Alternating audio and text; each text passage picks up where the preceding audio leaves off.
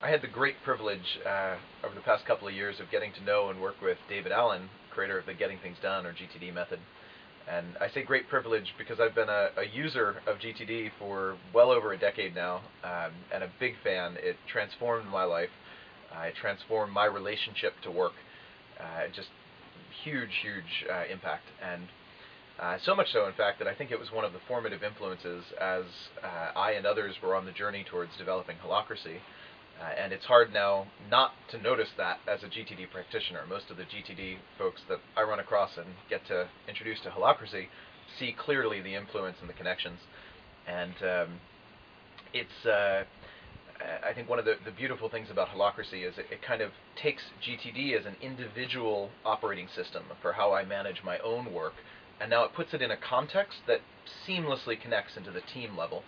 So, what do you do when one of the pieces of stuff that lands on your feet is not something that you can directly resolve? You need something from someone else.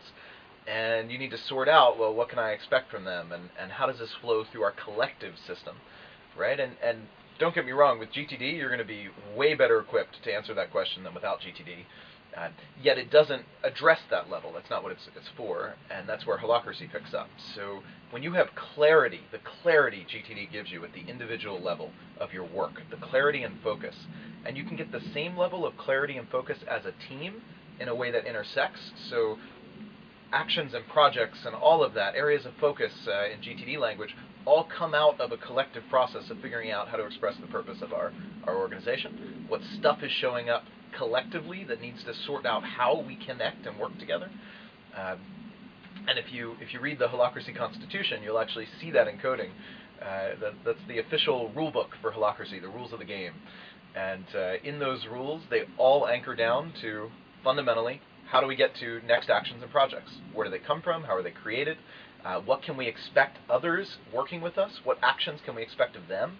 How do we know when we can expect that? All of that is encoded in the rules of the game of Holacracy.